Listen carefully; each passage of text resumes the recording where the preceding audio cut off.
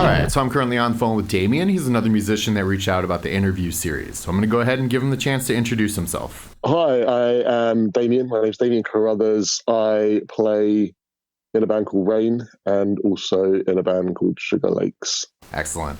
So with these interviews, I always kind of like to, have the focal point be on, how you got involved in music and, what interactions you've had with music. So why don't you give me some detail about when you first realized you had a passion for music and the connection that you made with music? It goes back to childhood. I've always loved music. I've always found it as a form of escapism, really. I had a difficult childhood and music was always there for me. And it's something I've always found comfort in and taken positive messages from. You can lose yourself in a song, and it's something I go back to again and again every time I need to. Excellent. So that kind of connection that you made with it, I would assume at some point, developed into you wanting to interact and be creative with music. Yeah, I was listening to bands like Pearl Jam and Nirvana and Radiohead that made me wanted to pick up a guitar. And we didn't have a lot of money when I was growing up, and music lessons were out of the question. So I had to buy this old beat up guitar and teach myself how to play it. And it was just through listening to music and kind of figuring out, the sounds that were coming out of those speakers and how to make the guitar sound the same way. And reading a couple of books, I just taught myself how to play, and I've progressed that through the years. Okay.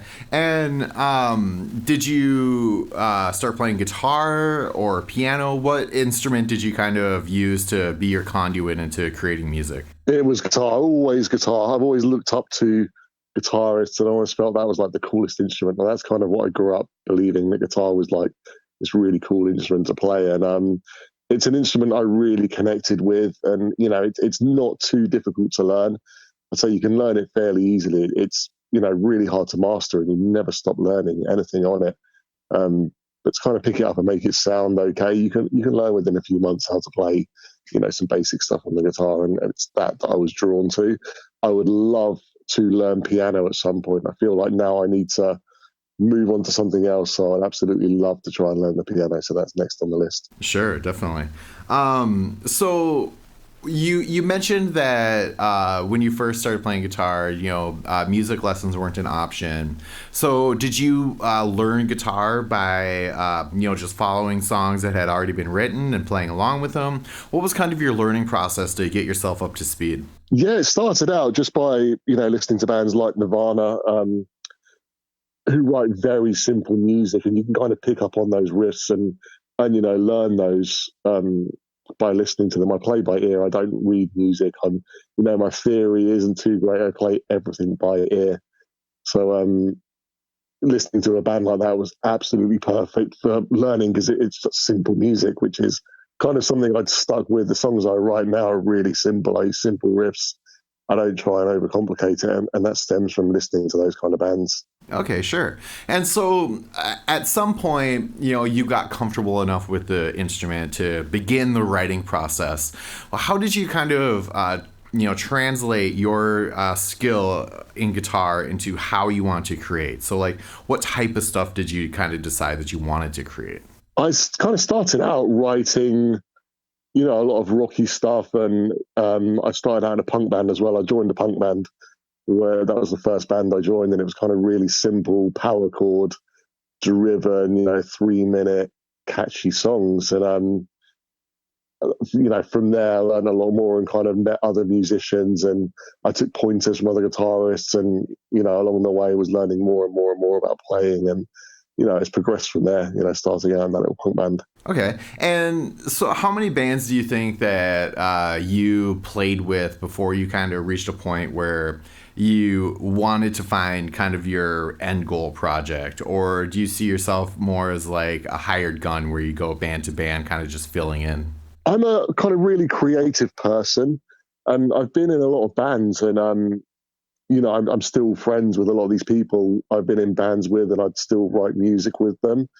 I kind of feel like I don't have a specific genre I write now. I kind of try and write anything, and a band is kind of part of that journey. I'll stay with a band until it's run its creative course, and then I'll go and write with somebody else. It's all about the the creativity. I consider myself more of a songwriter, than a musician, I guess. And for me, it's always about getting better at writing and writing better songs and trying different things and trying to progress as that writer. It's I wouldn't say I'm like a hired gun, just moving from band to band. I've been in quite a few different bands, but you get to a point within a band where if it's not progressing, you're not really getting anywhere, then you need to kind of go do something else that's a little bit different, I think. Sure, definitely. So, when you think about yourself as a songwriter, what do you kind of envision for the way that that's going to go? Do you want to be like a solo songwriter that goes on stage, performs by yourself, or do you want the full band lineup? How do you envision, kind of expressing your content? I think I was born with a curse that I have the worst singing voice in the world. So every step of my journey, I've had to work with a vocalist, a different vocalist, which has been almost a blessing in disguise in a way because, a great singer is like another musician in the band. People, don't really often associate singers as a musician, but the voice is an instrument within itself. And in order to be able to write great music, you need to have a great vocalist. And I've been quite fortunate with some of the people I've worked with. But in terms of future stuff, I'm not really fussy. I love playing acoustically with just one vocalist. I love playing as part of a band. I love going into the studio and working with producers. I try not to restrict myself too much with what I want to do. I'm open to trying anything. But I just have a general love for creating music. Okay. And so that kind of brings us up to where you are. You mentioned going into the studio and doing some recording. Tell me about the bands that you're currently working with and what your contribution is to them. So I play in a couple of bands at the moment. I work with a few other solo artists as well and kind of write with them and creating side projects with them. But, first and foremost, I play in a band called Rain. We're based in a little kind of village or town in Norfolk, which is by the coast. And we've been going a few years now. We put out a few songs, and most recently we were approached by this big charity over here in the UK. It's called Mary Curie UK. It's kind of a really large charity. And they asked us to write them a song to feature as part of their annual Lights Remembrance service to be broadcast out to all of their patrons all over the UK. So that was kind of, as a songwriter, for us or for the whole band, it was a huge honor to be asked by this charity to do that. I kind of feel like finally, I have a long way to go, and there's still, a huge journey ahead of me with songwriting, creating music. And that kind of felt like, you appreciate it. You kind of made it in a way when you're getting someone asking you to write songs for them. You must be doing something right. So that was kind of cool, and that's what's going on with Rain at the moment. Then I have a second band I've just kind of launched with a really good friend of mine, Lauren Faye Moss, she's also a solo artist. She's incredible. And that band is called Sugar Lakes, and we dropped a song last year. We just happened to be in the same studio at the same time, and we already knew each other, and kind of recorded a song called Meteorites, put that out, and it got some really good feedback. So we're working on some new material at the moment, and we'll probably put some new songs out next year. And then I have some other stuff going on with other artists as well. I try and work with as many people as I can because you're constantly learning more. Every single person that you work with, you learn something from. Absolutely. So those two current bands are going on in tandem is the idea that I get from what you're saying. What do you kind of hope for each of them going into the future? What do you want to see both of those projects accomplish? I'm just happy making music, to be honest. It's great to be asked to write songs for people, and it's great to get a bit of success. We've had some radio success. I just interviewed with the BBC last week for the Rain song. I just want to get into the studio and create more music. I don't mind if we're not playing to tens of thousands of people, or if tons of people aren't listening to our music. For me, the goal is always just to go into the studio, create the song, and create the very best song that we can put out, and kind of record that and get it down. It's something that you can leave future generations, I think. And I've never been too bothered with numbers. I think far too much in this day and age. The industry is dominated by numbers. Artists are so concerned with how many Facebook likes they have, or how many streams on Spotify are showing, or how many YouTube views they've got. And for me, the focus is always go in and write the best song we can. I feel like a lot of bands or a lot of writers get it wrong in that respect. They focus too much on the numbers, and it's a bit sad the way the industry has gone like that. Sure. Yeah, I would definitely agree. Most of the people that I talk to during these interviews, I kind of seek out people that don't have that much of a following or any at all, because I like to talk to the people that are in it for the love of music, just to make music because that's what they want to do. So yeah, that's the thing, isn't it? I think there is quite a few people in the industry for the wrong reasons, and I was looking at the charts today. So over here in the UK, with the charts, same as you do over there, but the top 10 at the moment, it's all novelty. It's like YouTubers, novelty single about sausage rolls. It's all of that is the top 10 for Christmas is novelty songs. And I was kind of thinking, like, what has happened to music? What has happened to, the industry, that the top 10 now is comprised of absolute garbage, like novelty. It's become almost a joke. I think like anyone can go out and have a number one now. Like anybody can do it. If you have a social media following, you can go get a number one. And it's really sad. And I think we're going to lose out on, the next Oasis or the next Nirvana or the next Queen or, any big band of the last like 50 years, the Beatles going back a bit further. I don't think we'll see another huge band because of this. I think we're losing so much art because it's dominated by, social media fame and numbers. It's really sad. I think that it's we'll never see like another kind of Oasis or another Nirvana for sure. Yeah, like you said, it's definitely a numbers game. The entire music industry is in this warfare for attention, and when those influencers come in and they can bring in the numbers that they can, the industry is just looking at that as the amount of attention that can be committed to that artist, and so that's where it goes. That's where labels are signing people at the moment. They're not seeking out talent; they're seeking out a following. You could be an absolutely terrible artist with a huge following because you've got rich parents who have ploughed like hundreds of thousands of pounds into your music career. You can almost buy yourself fame these days with music. You don't need to put out good music. There's so many people out there that just rely on other people writing their songs that are heavily auto-tuned, but they've bought this huge following for themselves, and they're doing amazing things. It's a sad state that it's in, but there is a double-edged sword to it. Streaming is bad for artists. We don't make money, but as a listener, we have access to so much music that we can go out and find. If you go out and look for music, it's hidden.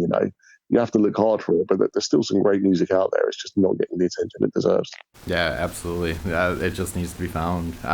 One of the things I like to promote on my channel is the fact that oversaturation in the music industry is actually a really good thing, because it allows music listeners to more finely tune the personalities that they're listening to. Yeah, I think so as well. And then people do moan about all the streaming stuff that's gone on, but if you go back to like the 80s or the 90s, like, no independent artists could get into the studio for a start. It would cost so much money. They couldn't release a song. They couldn't do anything. They could go out and gig, but it was so hard to get a recording done or release anything. And these days, anyone can do it. Anyone can go into a studio, upload a song, and within a day or two, it's there for the world to hear it. It's a crazy thing. Well, I think thousands of more people are starting to just put studios right in their home and then publish that way. Like, it's just become so much faster to create content. Yeah, there's so much of it. I read like something like millions of songs are added every day to Spotify. There's so many. It's so huge. Many every day. Yeah. Okay, so getting back on topic a little bit, with all the time that you've been in music, what are your most motivational memories that you have? I think it's going to come down to some of the people I've met. There's been some great gigs. I remember we did a festival a few years ago. I was in a band called Serenade the Stars, and I love that band. We put an album out. We got signed to a publishing deal. We played this huge festival. Must have been like 10,000 people in front of us. That was a pretty special memory. And then that was right before the pandemic, and pandemic kind of killed that one off for us. But that was a pretty cool memory. But a lot of it is down to the people I've met. There are so many amazing and talented people in my life that I've met through music. So for me, it's more, the path that my life has been on because I decided to pick up that guitar and start learning and playing. I've met these incredible people. I have some amazing friends in my life through music. I think those are the most special times and the most special memories are the people I've met through it. You mentioned you have a couple projects. Where can people find those and follow you and listen to the stuff that you're making? So go on YouTube if you look up Rain, Rane. Our last single was called A Light Within My Heart. That's on YouTube. And then you can kind of go on our channel and find the rest of our songs on Spotify as well, and all the other streaming services. With Sugar Lakes, also YouTube and Spotify. I think there's only one on there at the moment.